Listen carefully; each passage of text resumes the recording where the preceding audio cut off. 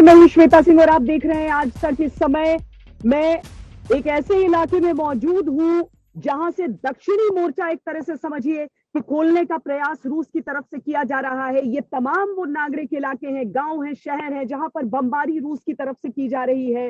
बेला सरकोज की तरफ से जो रिपोर्ट्स हैं वो हम आपको दिखाएंगे, लेकिन इस समय जो बड़ी खबर आ रही है, जो ब्रेकिंग न्यूज आ रही है, उससे हम शुरुआत करते हैं। रूस यूक्रेन युद्ध पर आज की सबसे बड़ी खबर है ये। रूस के मिसाइल हमले में 35 लोगों की मौत हुई है। 35 लोगों की मौत हो गई है रूस के मिसाइल हमले में। यूक्रेन के पश्चिमी बॉर्डर के पास ये मिसाइल हमला हुआ है। रूस के मिसाइल हमले में 35 लोगों की जान चली गई है। रूस ने मिलिट्री ट्रेनिंग सेंटर पर 30 मिसाइलें दागी हैं। मिलिट्री ट्रेनिंग सेंटर है ये। अभी तक क्या हो रहा था कि जो पूर्वी मोर्चा था वो खुला हुआ था।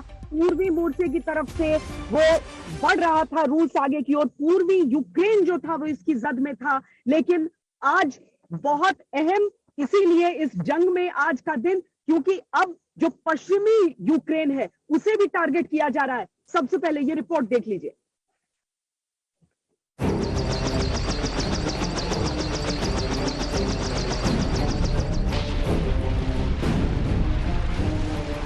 बर्बादी और तबाही के इस मंजर ने हर दिल को झकझोर कर रख दिया है।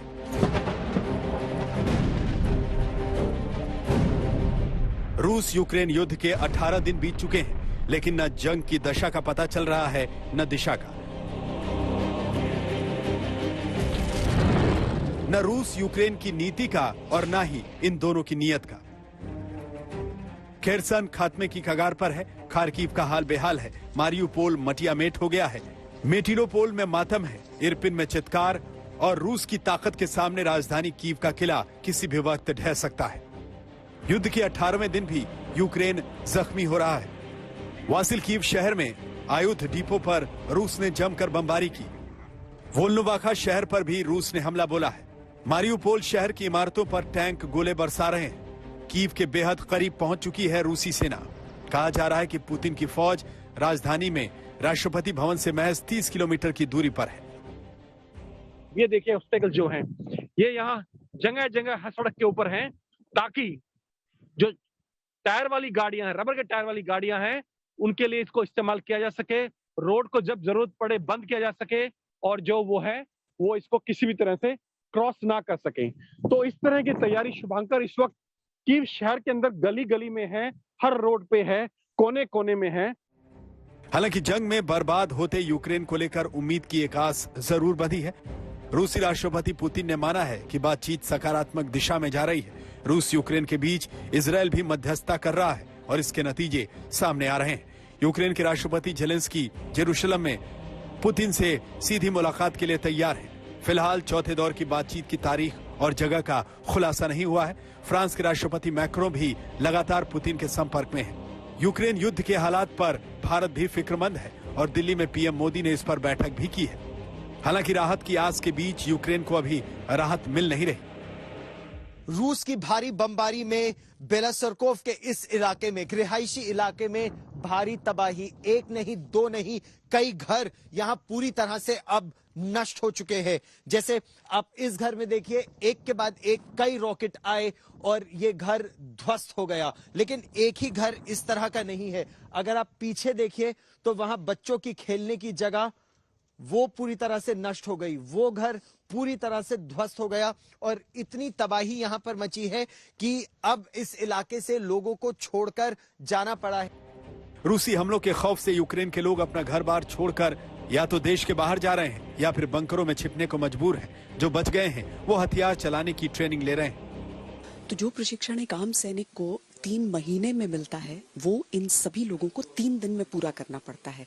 कलाशनिकोव राइफलों की ये ट्रेनिंग जो है ये क्लास में पहले की जाएगी और उसके बाद ये जाकर बाहर अपनी निशानेबाजी का अभ्यास करेंगे। लेकिन समय इनके पास बहुत ज्यादा सीमित है और उतने समय में ही इन्हें पूर्ण रूप से एक सैनिक के तौर पर तैयार।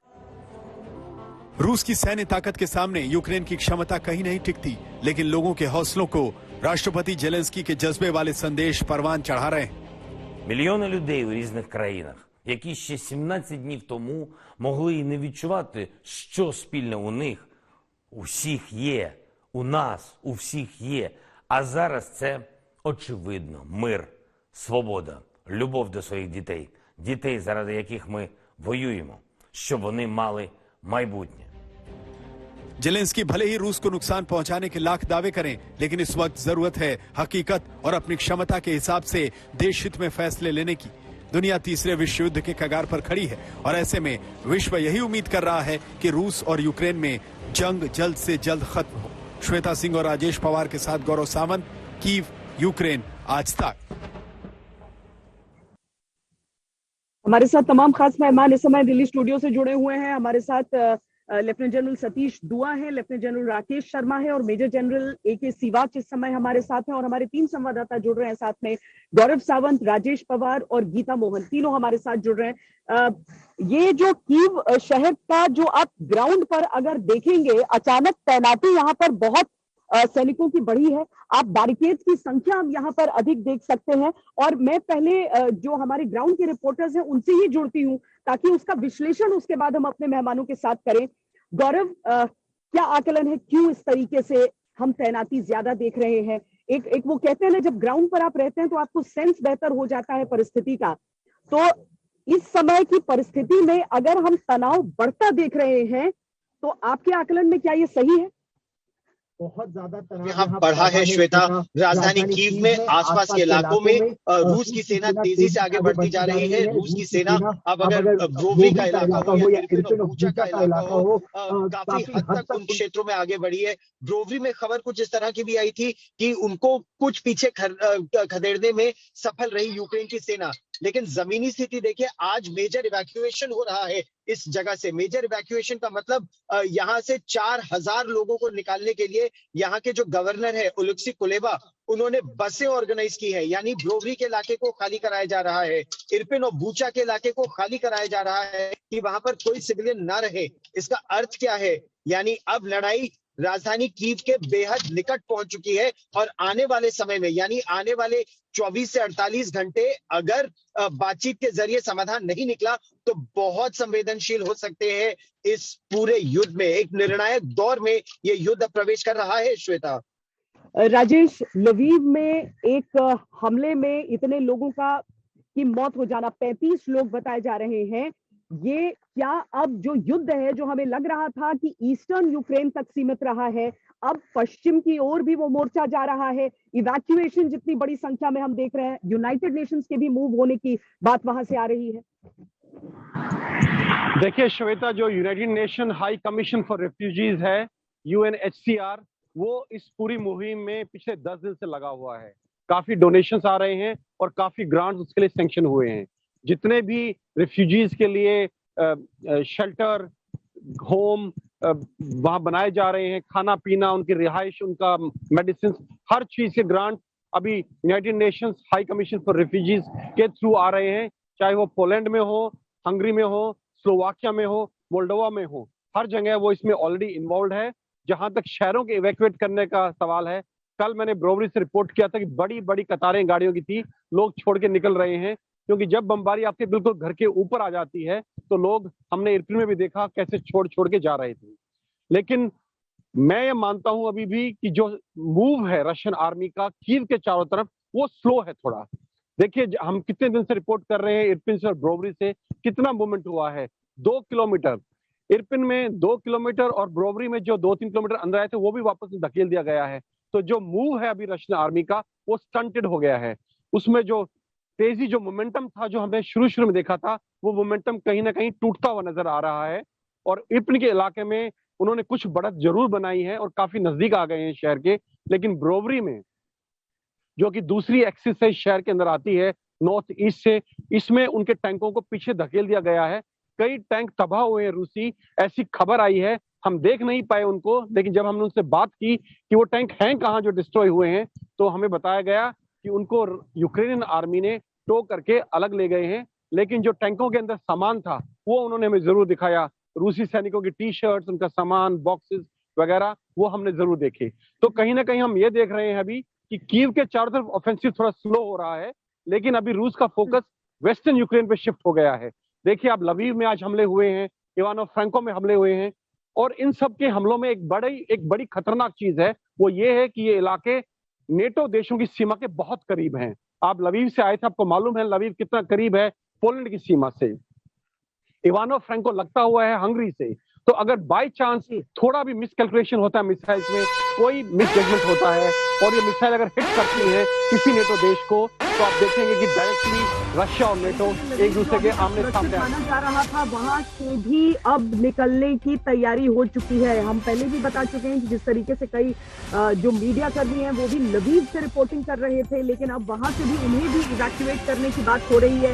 यूक्रेन में खराब होते हालात पर भारत का निर्णय है। भारत ने कीव से अपना दूतावास शिफ्ट कर लिया है। कीव से पोलैंड शिफ्ट हुआ है भारत का दूतावास। अस्थायी तौर पर यह निर्णय है, लेकिन इसे जो शिफ्ट किया गया है कीव से पोलैंड, उसके क्या संकेत है गीता मोहन?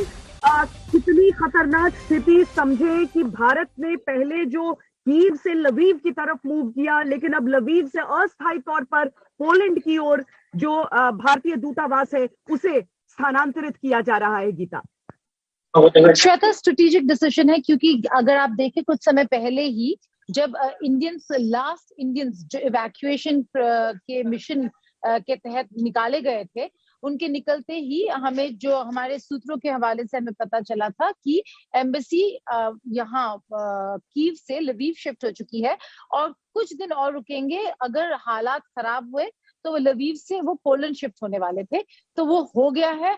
आज पूरा जो एम्बेसी है और एम्बेसी स्टाफ पोलैंड शिफ्ट हो चुका है टेम्परेरीली, जब तक माहौल ठीक नहीं होता। लेकिन आप ह्यूमन ट्रेजेडी की बात करें श्वेता, तो ह्यूमन ट्रेजेडी यहाँ ऑन ग्राउंड नहीं अंडरग्राउंड है। जो ये मेट्रो स्टेशन है जहाँ पे मैं खड़ी हूँ, वो अब एक बॉम्ब शेल्टर बन चुका है। और जिस तरीके से लोग आके यहाँ पे रह रहे हैं, क्योंकि बहुत लोग, श्वेता, आप और हम देखते आ रहे हैं, बहुत लोग कीव छोड़ के नहीं गए हैं और बहुत लोग इरपिन छोड़ के कीव ही आ रहे हैं। लेकिन अगर उनके पास घर बार का जगह नहीं है या उनके नेबरहुड में बॉम्ब शेल्टर्स नहीं है, तो उनके पास और कोई चारा नहीं रहता, बस यहीं पे रहना पड़ता है। इसीलिए बहुत सारे लोग इन मेट्रोस के अंदर रह रहे हैं या फिर प्लेटफॉर्म्स या में रह रहे हैं, पेवमेंट्स और प्लेटफॉर्म्स में उन्होंने ऑलमोस्ट छोटे छोटे अपने टेंट्स और घर ही बना लिए हैं। तो स्थिति ठीक नहीं है, ये पता है। और इसीलिए ये कॉल जो इंडियन एम्बेसी ने लिया है, ये सिक्योरिटी रीजंस की वजह से लिया है, क्योंकि अभी माहौल बिगड़ने वाला है और बिगड़ने वाला है। जनरल सतीश दुआ, ये जो हम ग्राउंड पे चीजें देख रहे हैं, वो लोगों के अंदर एक जो टेंशन है, तनाव है, जल्दी से जल्दी इवैक्यूएट होने की उनकी कोशिश है। उसका कारण हम ये भी देखें कि भारत की तरह नहीं कि मिलिट्री इंस्टॉलेशंस को अगर आप टारगेट कर रहे हैं तो वो सिविलियन इलाके से बिल्कुल अलग हटकर होगा। यहाँ पर जो मिलिट्री इंस्टॉलेशंस है उनसे बिल्कुल लगता हुआ सिविल एरिया दिख जा रहा है। जब ब्रोवरी में हम रिपोर्टिंग कर रहे थे तो वहां के आर्मी हॉस्टल को टारगेट किया गया था और नजदीक की सारी नागरिकों की गाड़ियां ध्वस्त हो गई थी, 9 मिसाइलें दागी गई थी वहां पर। अगर लवीव पर इस तरह का हमला हो रहा है और अब जो वेस्टर्न फ्रंट पर एक तरह से लड़ाई का विस्तार हो रहा है, मैं आप सबसे एक एक करके इसके बारे में समझना चाहती हूँ कि अब आपको युद्ध किस स्थिति में दिख रहा है। जनरल दुआ, सबसे पहले आपसे। जी श्वेता, सॉरी, सबसे पहले तो मैं दाद देना चाहूंगा कि आप ये जो शो कर रहे हैं आज, आप स्टूडियो से ना करके बल्कि आप कीव से लाइव कर रहे हैं। Thank you very much. अब जो आपने सवाल पूछा, देखिए, मैं कुछ दिन पहले, पिछले हफ्ते आप ही के शो पे मैंने कहा था एक बार कि मुझे हैरानी है इस बात की कि रशिया, मैं मिलिट्री तौर पे कह रहा हूं, सिर्फ मिलिट्री तौर पे अगर एक ऑपरेशन लॉन्च कर रहे हैं तो उन्होंने नीपर नदी के ऊपर ही, मतलब उसके ईस्ट में ही युद्ध हो रहा था और बाकी तरफ से एड्रेस नहीं कर रहे थे। अब आपका सवाल है कि अब लवीव की तरफ, यानी कि वेस्ट की ओर ये युद्ध को बढ़ाया जा रहा है। मेरी समझ से पहले वो एक प्रोबिंग से असॉल्ट कर रहे थे, शायद उनका या रशियन फोर्सेस का ये मानना था कि 2-4 दिन में या कुछ कम समय में ये कैपिचुलेट कर जाएगा या हार मान जाएगा यूक्रेन। लेकिन शायद ऐसा ना होने पर अब मिलिट्री तौर पे उनको पता लग गया है कि उनको सब तरफ से ऑपरेशंस को प्रोग्रेस करना पड़ेगा और शायद इसीलिए युद्ध को एक्सपैंड किया गया है वेस्ट की ओर से भी। और जैसे आपने कहा कि हमारी एम्बेसी ने करेक्ट डिसीजन लिया है कि इससे पहले कि उसके लपेटे में आ जाए, वो यहाँ से युद्ध क्षेत्र से बाहर निकलना चाहते हैं। जनरल शर्मा, आपके हिसाब से अभी तक तो ऐसा लग रहा था कि शायद कीव तक पहुंचना उनका असली मकसद हो, लेकिन क्या वो एक सप्लाई लाइन को काटने की भी कोशिश है? क्योंकि जो पश्चिमी सरहद से लगती हुए बाकी देश हैं, उन्हीं रास्तों से और खासकर पोलैंड से लगती हुई सीमा के पास ही ज्यादातर ये आक्रमण हुए हैं। उस सीमा से अधिकतर जो असलहा है, जो हथियार है और बाकी सप्लाईज हैं, यहाँ तक कि ह्यूमैनिटेरियन एड भी उसी सीमा से निकलकर इस ओर आ रहे हैं। मेरे को बुलाने के लिए धन्यवाद। मैं सबसे पहले कहना चाहूंगा कि यूक्रेन जो कंट्री है वो उत्तर प्रदेश और राजस्थान को मिला के जो देश बनाया है, उतनी बड़ी कंट्री है। ऐसे देश को किसी रशिया के लिए भी कैप्चर करना इम्पॉसिबल है। ये हो ही नहीं सकता है कि कोई फौज आकर इतने बड़े देश को, जो उत्तर प्रदेश और राजस्थान को मिला के बनाया गया हो, उस कंट्री को कैप्चर कर सके। ये पहली बात। दूसरी बात मैं कहना चाहूंगा कि यूक्रेन का मतलब क्या है। यूक्रेन वर्ड का मतलब है छोटा रशिया या सफेद रशिया या आउटस्कर्ट्स ऑफ रशिया। बेलारूस का मतलब है व्हाइट रशिया और यूक्रेन का मतलब है छोटा रशिया। ये अगर शुरू से देखा जाए तो जो रशियन आर्मी की ताकत है, जो उनकी ताकत है, उसका 100% भी इस्तेमाल नहीं किया गया है। 100 किलोमीटर सिर्फ बेलारूस बॉर्डर से हम कीव की बात कर रहे हैं। कल आ रहा है, 24 घंटे में आ रहा है, 48 घंटे में आ रहा है, आ ही रहा है। 18 दिन से 100 किलोमीटर नहीं पूरे हो रहे हैं। ये कुछ सोचने की बात है कि रशिया जैसा मुल्क 100 किलोमीटर नहीं कर सकता है 18 दिन में। ये एक उनकी स्ट्रैटेजी है जो हम पकड़ नहीं पा रहे हैं। कुछ यहाँ पर डिफेंसेस भी दिखाती हूँ कि किस तरीके से ऐसे बसेस लगाकर उनसे पूरा आड़ लेकर यहाँ पर किया गया है। उन सड़कों को ब्लॉक किया गया है। और पहले तो कुछ कम सड़क थे सर यहाँ पे, जिन्हें इस तरीके से रोका गया था। अब ये अवरोध बढ़ते जा रहे हैं जनरल शर्मा। और आप अपनी बात पूरी करें, क्योंकि वहां पर उस जगह पर हम दिखाना चाह रहे थे कि किस तरीके से यूक्रेन ने गली गली, सड़क सड़क तक इस लड़ाई को ले जाने की कोशिश की है। लेकिन जनरल शर्मा, साथ ही ये भी चीज है कि अगर सिर्फ शेलिंग होती रही तो फिर इस तरह के अवरोधों का फायदा क्या रह जाएगा? कहने का तात्पर्य यह है कि उनका ये मतलब ही नहीं था कि सिटीज को कैप्चर करें।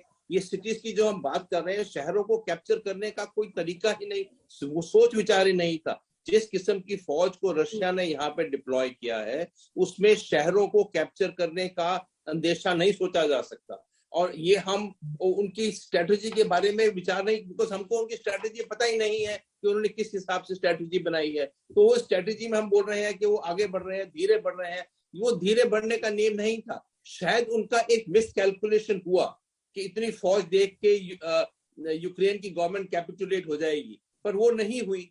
तो उनकी सेकेंड स्ट्रेटेजी उन्होंने अनवेल की है कि वो सिटीज को घेर के रखेंगे। अगर वो कीव को घेर के रखते हैं तो कीव की गवर्नमेंट या यूक्रेन की गवर्नमेंट क्या गवर्न कर रही है? कौन सी गवर्नमेंट है जब उनके अपनी सिटी से बाहर ही निकल नहीं पा रहे हैं, देश में उनका हुक्म नहीं चलता है, तो क्या गवर्न कर रहे हैं? इसलिए ही ये बातचीत की बातें हो रही हैं। इसलिए ही प्रेसिडेंट ज़ेलेंस्की ने बोला है कि मैं नेटो को नहीं ज्वाइन करूंगा 3-4 दिन पहले। ये आज 6 महीने पहले भी बोल सकते थे वो। आज उन्होंने 6 महीने पहले बोला होता, इसके साथ ही तो ये शायद युद्ध ना होता। इसके साथ ही वो ये भी कह देते हैं कि कीव बर्बाद हो जाएगा पर कैप्चर नहीं होगा। तो वो चुनौतीपूर्ण भी शब्दों का इस्तेमाल कर देते हैं। और उसमें क्या होता है कि जो नागरिकों की जिंदगी है वो तो सीधे तौर पर जुड़ जाती है। गौरव सावंत के पास मैं वापस चलूं उससे पहले जनरल सिवाच, आपसे मैं आपका आकलन समझना चाहती हूँ। इस समय एक तो रूसी सेनाएं स्टैंड स्टिल लगभग लगता है जिन जिन सीमाओं पर वो मौजूद रहे। आपको उसमें कितनी रूस की मजबूरी और कितनी रूस की रणनीति दिखती है? क्योंकि वाकई ग्राउंड पर यूक्रेन के फोर्सेस अपनी जान दांव पर लगाकर खड़े हैं और सब अपनी मातृभूमि के लिए लड़ने को तैयार हैं। युद्ध भूमि में चाहे हथियार बहुत जरूरी हो, संख्या बहुत जरूरी हो, लेकिन जज्बा भी बहुत जरूरी होता है। हाँ बिल्कुल बिल्कुल। देखो श्वेता, इसमें कोई शक नहीं कि जो इंस्पायरेशनल लीडरशिप का मुजाहरा किया है जेलेंस्की ने, वो भी एक काबिल तारीफ है कि यूक्रेन की जो मेन सिटी है खार्किव और कीव गिरे नहीं। अगर आप ये कहो कि रूस ने बहुत तेजी से आगे बढ़ा है, तो मैं ये पूछूंगा खार्किव जो कि एक ईस्ट यूक्रेन के साथ बिल्कुल मिलता है, डॉनबास के साथ है, आज तक रूस की फौज खार्किव को नहीं ले पाई है। 2 बार उन्होंने क्लेम किया है, मगर उसके बाद यूक्रेन की फौज ने वापस लिया है। जब लड़ाई कीव की आएगी तो मुझे नहीं लगता कि कीव इतनी जल्दी गिरेगा, क्योंकि वहां पर 70 से 75 किलोमीटर का सर्कमफ्रेंस है। इन्होंने एक इंटीग्रेटेड एंटी टैंक डिफेंस बना ली है, इनको 10 से 15 दिन मिल गए हैं। और उसके बाद होगा क्या, जो रूस क्या कर रहा है ट्राई कि वो किसी तरीके से आइसोलेट करके अंदर बढ़ने की कोशिश करेगा, वो अपने टैंकों और बस्तरबंद गाड़ियों का इस्तेमाल और स्पेशल फोर्सेज का इस्तेमाल करेगा। वो डायरेक्ट उनको जंप करा के पार्लियामेंट हाउस में, और वो rocket fire, missile fire, arty fire और एयर स्ट्राइक करेगा, मनोबल तोड़ने की कोशिश करेगा, बिजली पानी काट देगा, इंटरनेट काट देगा। मगर इनके बावजूद जब लड़ाई आएगी स्ट्रीट फाइटिंग की और बिल्टअप एरिया की, तो बहुत नुकसान होने वाला रूस को भी, क्योंकि जो बिल्टअप एरिया की लड़ाई है इट ऑलवेज फेवर डिफेंडर, और यह समझना पड़ेगा रूस को। और जिस प्रकार से इन्होंने एंटी टैंक डिफेंस एक्सपायर की हैं, जेवलिन मिसाइल लगाई हैं, और इसी प्रकार स्टिंगर मिसाइल, और कहीं ना कहीं इन्होंने कामिकोज ड्रोन का इस्तेमाल किया है। मुझे लगता है कि ये लड़ाई बहुत लंबी खिंचेगी, और इसमें मुझे लगता है जितने दिन ये लड़ाई बढ़ती जा रही है, it is advantage to Zelensky and disadvantage to Putin. Putin की जो छवि है पूरे वर्ल्ड में, उसको एक प्रकार से सेटबैक मिला है। जैसे उन्होंने सोचा था कि हम चंद एक दिनों में पूरे के पूरे रूस को काबू कर लेंगे, वो नहीं हुआ। अब उन्होंने अपनी स्ट्रेटेजी चेंज की है। अब वो वेस्ट यूक्रेन के इलाकों में जा रहे हैं, जो कि बॉर्डर है पोलैंड, हंगरी, रोमानिया। उसकी दो वजह हो सकती हैं। एक तो कहीं ना कहीं वो नेटो कंट्री पर प्रेशर डाल रहे हैं, दूसरा जो सप्लाई लाइन है जहां से हथियार और सप्लाई के बाकी चीज आ रहा है, वो रोमानिया से आ रहा है, वो हंगरी से आ रहा है, वो पोलैंड से आ रहा है, वो उसको काटना चाहते हैं। पहले उनका फोकस ईस्ट यूक्रेन था, और वो सोचते थे नेपियर नदी है वहां तक ये ईस्ट यूक्रेन होगा, और नेपियर नदी के वेस्ट में वेस्ट यूक्रेन होगा। उनका फोकस ईस्ट यूक्रेन पे था। मगर अभी जब उन्होंने देखा कि कीव गिर नहीं रहा और कीव में सप्लाई चेन आ रही है, तो अब मुझे लगता है उनकी स्ट्रेटेजी चेंज हो गई है, और ये उन बॉर्डर एरिया पे जा रहे हैं जो पोलैंड, हंगरी और रोमानिया है। सप्लाई चेन काटना चाहते हैं ये यूक्रेन की वहां से आती हुई, और एक प्रेशर टैक्टिक्स है, ये एक मनोबल को तोड़ने की कोशिश है नेटो की। पर मुझे एक और भी डाउट लगती श्वेता, अगर ऐसे में वो बहुत नजदीक पहुंच गए इन देशों के, और कहीं बम्बार्टमेंट में ये पोलैंड, रोमानिया, हंगरी जैसी कंट्री पे कर लिया, तो ये युद्ध दूसरा मुंह भी मोड़ सकता है, क्योंकि ये सारी कंट्रियां नेटो का हिस्सा हैं। और ऐसे में नेटो फिर के पास कोई चॉइस नहीं है। आर्टिकल 5 अगर माने रहेगा, वो चलता है, तो फिर ये लड़ाई का जो दायरा है बढ़ सकता है। और यही एक बड़ा खतरा है कि कहीं ना कहीं बातचीत से कोई नतीजा निकलना चाहिए।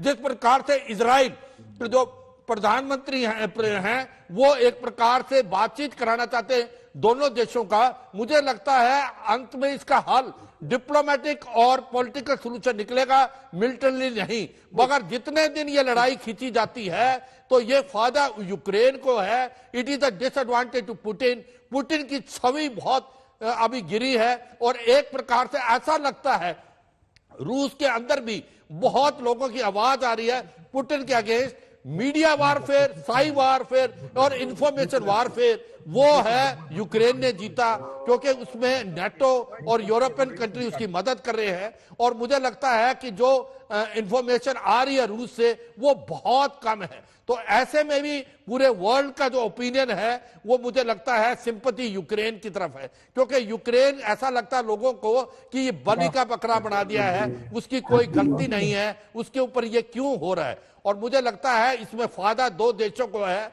अमेरिका और चीन को। अमेरिका को अपना फायदा देख रहा है कि उसको गैस और ऑयल का जो एक प्रकार से मार्केट मिलेगी यूरोप की, और उसके साथ साथ जो मिलिट्री हार्डवेयर बेचेगा वो यूरोप में। और बाकी देश आज सब क्यों बना के रखे हुए हैं, उनको डर है कि कहीं हमारे ऊपर लड़ाई हो जाती है, तो वो हथियार खरीदना चाहते हैं। इससे क्या होगा, अमेरिका की जो आर्मामेंट इंडस्ट्री है उसको एक बूस्ट मिलेगा। तो ये बहुत इंपॉर्टेंट है। अमेरिका लड़ाई के अंदर नहीं आएगा, पर अमेरिका अपने हथियार और अपनी ऑयल और गैस की मार्केट ढूंढ रहा है यूरोप में। और इसी प्रकार से जो चीन है, वो भी कहीं ना कहीं फायदा होगा, क्योंकि जो गैस और ऑयल रूस देता था यूरोप में, अब उसको जो है चीन को सस्ते दामों में देनी पड़ेगी। और डिपेंडेंसी रूस की चीन पे बढ़ जाएगी, जनरल दुआ, यहाँ अभी पर जो एक और चीज प्रतिबंध लगाए समझनी है हैं कि रूस उनका बहुत इम्पैक्ट आने कोशिशों में वाले लगा समय हुआ में था कि रूस किसी को तरीके पक्का से, होगा। मतलब जितनी भारी बमबारी वो खार्किव पर करता रहा, सुमी पर करता रहा, लेकिन आखिरकार ये भी खबरें आती रही कि कभी वो यूक्रेन के नियंत्रण में जा रहा है, कभी रूस के नियंत्रण में जा रहा है, कुछ हिस्सा रूस के नियंत्रण में आ रहा है, लेकिन यूक्रेन उसके लिए लड़ना नहीं छोड़ रहा है। और उसके बाद रूस को बाईपास करते हुए आगे बढ़ना पड़ा, उन सिटीज को बाईपास करते हुए आगे बढ़ना पड़ा कि आखिरकार उनका जो अल्टीमेट मोटिव है वो कीव की तरफ था। इस समय आपको क्या कहीं पर थोड़ा सा भी रूस की स्ट्रैटेजी के फेलियर भी दिख रहा है कि क्या वो उन्होंने ठीक से परखा नहीं कि यूक्रेन किस तरह का पलटवार कर सकता है, या फिर हम रूस की ताकत को कम समझ रहे हैं? देखिए, ताकत कम नहीं है रूस की आर्मी मिलिट्री की, लेकिन ये जरूर है कि जो भी कोई लड़ाई होती है, ऑपरेशन होते हैं, तो उसका एक एम होना चाहिए। ये कुछ या तो कंफ्यूज्ड एम लग रहा है, या इनके एम क्लियर नहीं है, या फिर इसके बाद में हमें पता लगेगा। क्योंकि जब ये बढ़ते हैं शहरों की तरफ, और जैसे आपने कहा कि वो अपना एम अचीव नहीं कर पाते हैं, आप अगर शुरू में ध्यान दें तो इन्होंने शुरू में क्या कहा था, रशिया ने कहा था कि ये नेटो को ज्वाइन ना करे, डोनबास रीजन को ऑटोनोमस रीजन रहने दें। 4 दिन पहले उनके प्रेसिडेंट जेलेंस्की इन 2 बातों को कबूल कर चुके हैं, जो मेन उनके दो डिमांड थी रशिया की, लेकिन उसके बावजूद बातचीत के टेबल पे नहीं हो रहा है। तो यानी जब अगर if there is a conflict और वॉर विदाउट क्लियर एम, तो उसमें भी ऐसा होना लाजमी है। दूसरी तरफ, जैसे मैंने पहले भी कहा था, शायद इन्होंने सोचा था कि 3-4 दिन में या जल्दी ही यूक्रेन हार मान जाएगा। जब वो नहीं हुआ तो ऐसा ये भी लगता है कि इन्होंने अपनी लॉजिस्टिक तैयारी भी शायद उस हिसाब से की है, क्योंकि अब जैसे हम पहले डिस्कस कर चुके हैं, 18 दिन लग गए हैं और इन्होंने एक आध छोटे शहर को छोड़ के, 2 छोटे शहरों को छोड़ के बड़े शहरों पर अपनी डोमिनेशन हासिल नहीं कर पाए हैं। तो जाहिर है कि इन सब शहरों की तरफ चलते हुए थोड़ा से कंफ्यूज एम से चल रहे हैं, या तो एक सेंटर ऑफ ग्रेविटी की तरफ जाएं, या फिर जो लेकर मैं ये कहना चाहूंगा होगा ये कि जब ये डिस्कशन टेबल पे बात आएगी, चाहे अभी इजराइल करे, इन दोनों आपस में मध्यस्थता करे, लेकिन सर इस समय एक ब्रेकिंग आ रही है, मध्यस्थता वाली बात पर आपके पास एक बार फिर लौटेंगे। जो यूक्रेन में एक और मेयर के किडनैप होने की खबर सामने आ रही है। दिनिप्रो रुडनोय के मेयर के किडनैप होने की खबर है। यूक्रेन की मीडिया का दावा है, ज़पोरिज़िया प्रशासन के हवाले से यह खबर सामने दी गई है कि वहां के मेयर किडनैप हो गए हैं। कल मेलिटोपोल के मेयर के अपहरण की खबर आई थी। दरअसल अगर हम यहाँ की प्रशासनिक ढांचे को देखें तो उसमें एक बहुत अहम भूमिका एक मेयर की होती है, और युद्ध के समय में जो मेयर्स हैं उनके हाथों में पूरी व्यवस्था रहती है कि कैसे आपको आगे बढ़ना है। तो अब अगर एक मेयर के किडनैप होने की यहाँ पर खबर आई है, इससे पहले हमने देखा था कि किस तरीके से चेर्निहिव के मेयर ने खुद को गोली मार ली थी बनिस्पत के कि वो रूस के हाथों की कठपुतली बनने को तैयार हो जाए।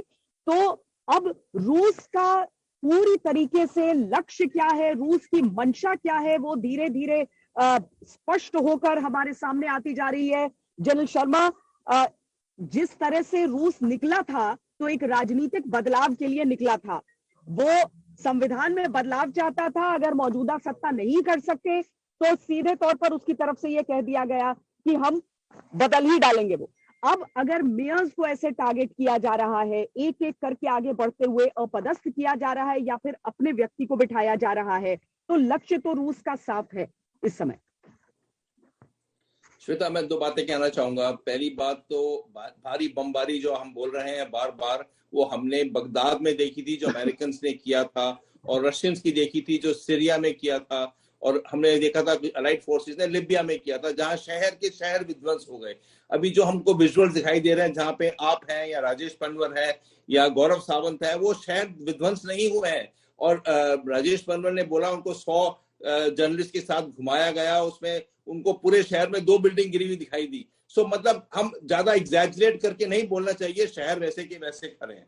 दूसरी बात मैं कहना चाहूंगा, आप मेयर्स के बारे में बोल रही हैं, जो सिटीज को एक हमलावर फौज ने कैप्चर कर लिया है और उसके ऊपर उनका कंट्रोल है, तो वो मेयर किस चीज के रहे? वो मेयर तो नहीं रहे ना, उसमें तो किसी ऑक्यूपाइंग फोर्स का कंट्रोल हो गया। तो मेयर को उनको कैप्चर किया, मेयर तो मेयर नहीं है, उनको बंदी बना लिया, बात अलग है, पर वो मेयर नहीं रहा, बिकॉज उसमें तो किसी और कंट्री ने ऑक्यूपाई कर लिया है। जो मुल्क ऑक्यूपाई कर लेता है तो उसकी गवर्नमेंट बन जाती है। तो ये कहना कि मेयर को उठा के ले गए, भाई मेयर को उठा के ले गए, मेयर तो रहा ही नहीं ना, वो सिटी तो उनके कब्जे में आ गई है।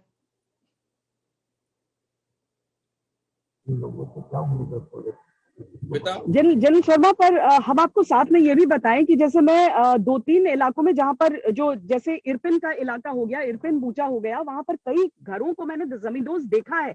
बरोबरी के इलाके में जब मैं गई, वहां पर मैंने देखा कि बड़ी संख्या में, कुछ नहीं तो एक हिस्से में, और हमने तस्वीरें दिखाई हैं, तस्वीरें कैद की है, उस घर के रहने वाले लोगों ने ये बातें हमारे सामने रखी है। घर से धुआं उठ रहा था, उसी समय ताजा बमबारी वहां पर हुई थी। कुछ नहीं तो 10 घर एक इलाके में, और थोड़ा सा करीब वहां से कह लीजिए कि आधा किलोमीटर आगे में बड़ी बरोबरी के उस गांव वाले इलाके में, तो वहां पर 5 और घर ध्वस्त थे, जिसमें कुछ भी नहीं बचा था।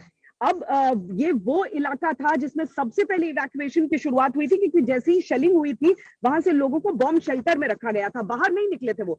आज बरोबरी से बड़ी संख्या में एक कोशिश की गई है लोगों को निकालने की, एक सुरक्षित कॉरिडोर के जरिए, लेकिन नागरिक इलाकों में, कम से कम कीव सबर्ब्स में जनरल सिवाच, ये हमले हो रहे हैं।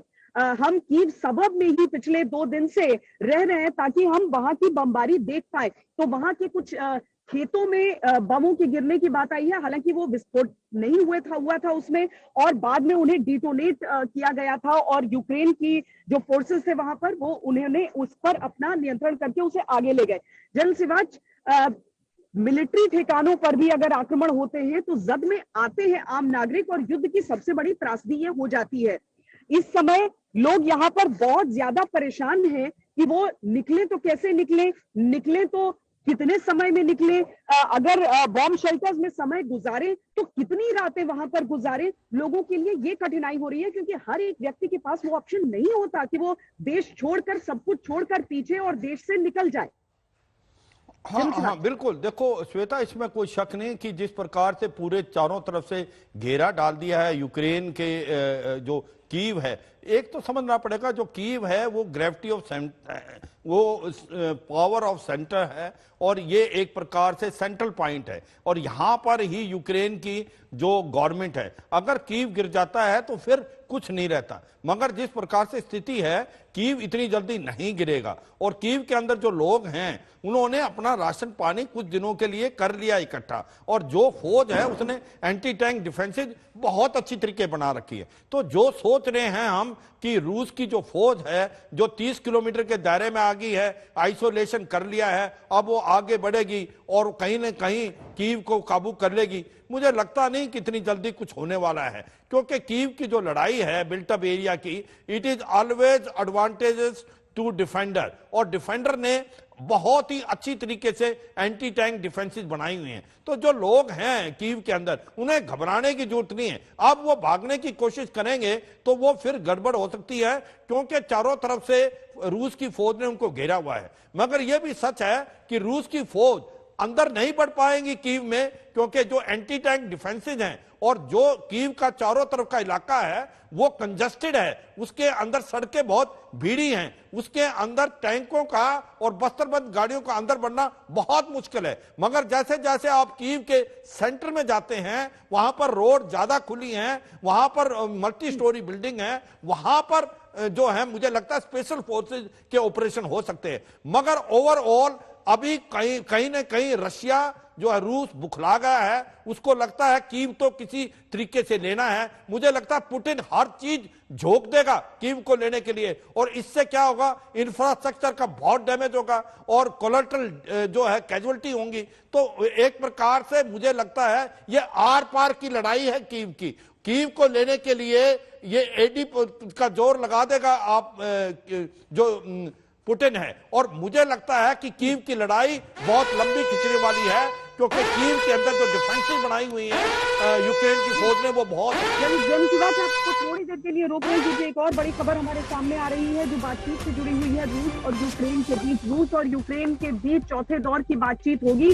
14-15 मार्च को यह बातचीत हो सकती है। अभी तक 3 दौर की बातचीत हुई है जिसमें थोड़ी उम्मीदें जरूर जगी थी दूसरे दौर तक, लेकिन तीसरे दौर की बातचीत इतनी जल्दी खत्म हुई कि लगा कि शायद बातचीत से कोई नतीजा न निकले। लेकिन अब चौथे दौर की बातचीत जो कि 14-15 मार्च को होगी, जेलेंस्की के सलाहकार ने ये जानकारी दी है रूस यूक्रेन में चौथी दौर की बातचीत की।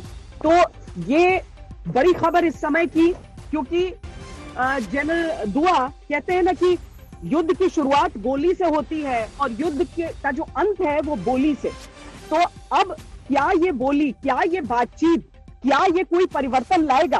और हम साथ ही अपने दर्शकों को ये जरा एक तस्वीर और दिखाते हैं। अगर आप इस समय देख पा रहे हैं, ये मदरलैंड मॉन्यूमेंट की तस्वीरें हैं। ये जो जहां से हम गुजर रहे हैं, ये सोवियत रूस के समय की ये तस्वीर है। ये मूर्ति जो यहाँ पर रहती है आजादी की प्रतीक है, यहाँ की स्वायत्तता, स्वतंत्रता, पहचान का प्रतीक। और रूस और यूक्रेन के बीच के उन पुराने गाढ़े घनिष्ठ संबंधों को ये रेखांकित करता है। इसकी अहमियत बहुत बड़ी है यहाँ पर। लेकिन जिस तरीके से इस समय युद्ध चल रहा है, इन दोनों देशों को जनरल दुआ क्या इस बातचीत के जरिए भी वो अपना वो साझा इतिहास, अपनी वो एक ही बोली, एक ही पहनावा, एक ही रक्त, वो चीजें समझ में आएंगी, या युद्ध के उस जोश में ये चीजें मायने ही नहीं रखती और एक तरह से हम जिद में भी देख सकते हैं नेतृत्व के? देखिए श्वेता, ये 30 साल पहले तक एक ही देश था और जैसे आपने कहा एक ही बोली, एक ही कल्चर वगैरह। और देखा जाए तो प्रेसिडेंट पुतिन का भी इरादा जब शुरुआत में ये इरादा नहीं था कि इन्होंने इसको ध्वस्त करना है, बल्कि शुरू में इन्होंने कोलेटरल डैमेज ना हो ये सोचकर अपने सुपीरियर एयर पावर मिसाइल वगैरह इतने इस्तेमाल नहीं किए। ये सिर्फ ये चाहते थे कि इनकी सिक्योरिटी हो, ताकि नेटो इसके यानी कि नेटो हमारे बिल्कुल बॉर्डर तक ना आ जाए, यानी यूक्रेन नेटो में ना शामिल हो, और वो वहां पर अपनी रेजिम चेंज करवाना चाहते थे। देखिए बोली से ही खत्म होगा। अभी मेरे दोनों पैनलिस्ट भी ये बोल चुके हैं कि इन शहरों में कोई नतीजा निकलने वाला नहीं है, यानी कि ये नहीं होगा कि ये आसानी से कीव को ले पाएंगे। अगर ले पाएंगे तो रेजिस्टेंस की लड़ाई चलती रहेगी और ये चलेगी तो बहुत लंबी चलेगी।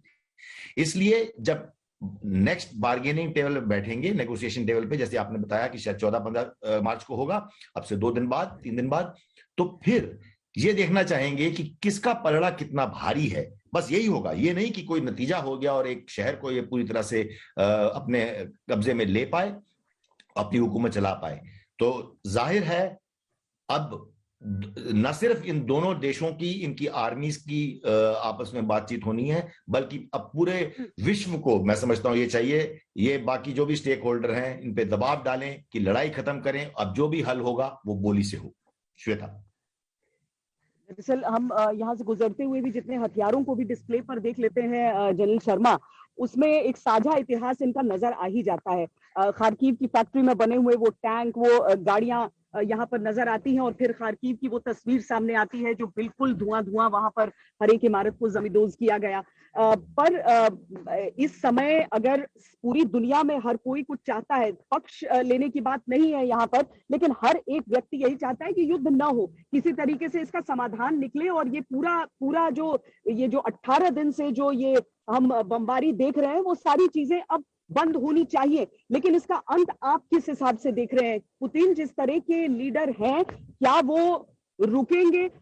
और क्या जो शर्त उन्होंने युद्ध शुरू होने से पहले रखी थी, जिसे अगर मान लिया जाता तो ये युद्ध होता ही नहीं, उन युद्ध को मानते हुए, आपको उन शर्तों को मानते हुए किसी भी तरीके से जेलेंस्की दिखते हैं आपको? या मैं इस बात से सहमत हूं कि इसका जो नतीजा है ये सिर्फ बातचीत से निकलेगा। और अगर देखा जाए तो 18 दिन में 3 बार इनकी मिलिट्रीज की बातचीत हुई है और चौथी बार इनके दोनों फॉरेन मिनिस्टर भी टर्की में एक बार मिल चुके हैं।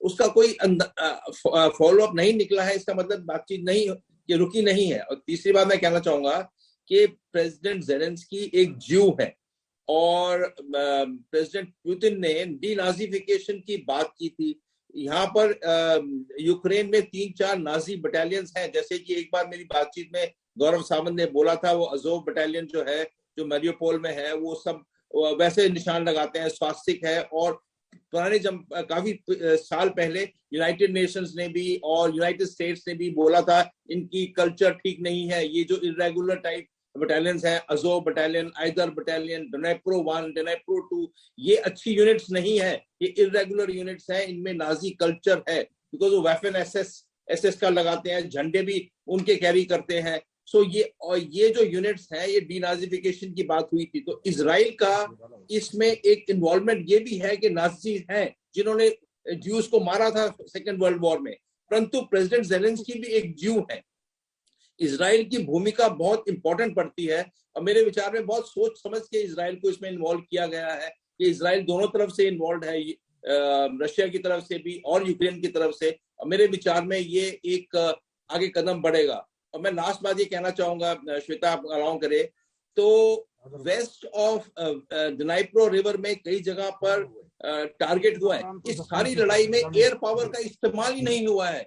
रशिया जैसी फौज ने एयर पावर का इस्तेमाल ही नहीं किया है, मतलब जो किया है वो काउंट में नहीं आता है। तो एयर पावर के बगैर लड़ रहे हैं वो। और जो क्रूज मिसाइल जैसे कैलिबर वगैरह यूज किए हैं वो भी स्पोरेडिक यूज किए हैं, वेस्ट में अभी तक पहुंचे ही नहीं है। 6-7 जगह पर उन्होंने सिर्फ टारगेट किया है मिलिट्री एस्टैब्लिशमेंट्स को, तो उस तरह जाने का इलाका उनका विचार ही नहीं है, बिकॉज वो बहुत बड़ी कंट्री है, पूरा राजस्थान जितना पूरा देश फैला हुआ है, तो वेस्ट में जाना उनके बस की बात भी नहीं है रशियंस के। सो मेरे विचार में एक समय आ गया है कि ये आगे बातचीत करके कुछ नतीजा निकालें। और अब यूक्रेन बोलता है मैं नेटो नहीं ज्वाइन करूंगा। फाइनली नेटो ने क्या मदद किया है? थोड़े जेवलिन हथियार दे दिए, थोड़े हथियार देंगे, अब लड़ लो, थोड़े बंदे भेज देंगे। नेटो इन्वॉल्व नहीं हुआ है। फाइनली यूक्रेन को अपने आप ही लड़ना पड़ा रशिया के साथ में। आई थिंक संयम की बात है ये। अभी एक मेरे विचार, पर्सनल विचार में, चाहे कोई भी चीज कह दी जाए, लेकिन इसमें सीधे तौर पर दो देशों के बीच युद्ध हो रहा है, लेकिन इसमें अमेरिका और पश्चिमी देशों की भूमिका को, और खासकर अमेरिका की भूमिका को नजरअंदाज नहीं किया जा सकता। तो जो जनरल सिवाच, बहुत छोटे में आपसे जवाब चाहूंगी कि जिसने उकसा कर आगे तो कर दिया, लेकिन आज अगर यूक्रेन अपने आप को अधर में देखता है तो उसमें बहुत बड़ी जिम्मेदारी अमेरिका की भी हो जाती है। देखो, इसमें कोई शक नहीं है, यूक्रेन जो है वो अकेला लड़ रहा है और इसके अंदर जो नेटो है वो आपको बूट्स ऑन ग्राउंड तो भेजे नहीं, उन्होंने हथियार ही दिए हैं। मगर ये भी सच्चाई है, नेटो बहुत अच्छी, नेटो की जो हथियार आए उससे इम्पैक्ट तो काफ़ी यूक्रेन में हुआ, स्पेशली जो जेवलिन मिसाइल है, स्टिंजर मिसाइल है और बाकी जो ड्रोन्स है। मैं ये जो बात कर रहे थे श्वेता कि क्या इसका कोई हल बातचीत से निकलेगा, मैं इससे बिल्कुल सहमत हूँ। लड़ाई शुरू करना आसान है, लड़ाई बंद करना मुश्किल है, और इसका हल बातचीत से निकलेगा। कहीं गिव एंड टेक करना पड़ेगा। जो रूस कह रहा है कि आप सरेंडर करें जेलेंस्की की जो यूक्रेन की फौज को, और कहीं ना कहीं जेलेंस्की जो इनकी डिमांड है कि आप सीज फायर करें, कहीं हमें बीच का रास्ता निकालना पड़ेगा, उसी में कोई सलूशन है। सच्चाई यह है कि जो क्रीमिया है वो तो रूस का हिस्सा है, उसको रिकॉग्नाइज करने में कोई प्रॉब्लम नहीं होनी चाहिए। इसी प्रकार जो डोनबास का इलाका है जिसके अंदर लुहांस्क और डोनेट्स्क आते हैं, वो भी अभी मेरे को लगता है इंडिपेंडेंट है। पॉइंट आएगा एक ही कि आप, वो उन्होंने पहले बता दिया कि ये नेटो में नहीं अभी आना चाहते, तो फिर प्रॉब्लम क्या है? प्रॉब्लम मुझे लगता है एक ही है कि किसी तरीके से वो डोनबास के इलाके से आगे ना बढ़े जो रूस, क्योंकि अगर वो ईस्ट और वेस्ट यूक्रेन की बात कर रहा है कि ईस्ट यूक्रेन के जो नेपियर नदी तक रूस आ जाएगा और वेस्ट। जनरल सिवा, जनरल दुआ, जनरल शर्मा, बहुत बहुत धन्यवाद इस पूरी बातचीत के लिए, विश्लेषण के लिए।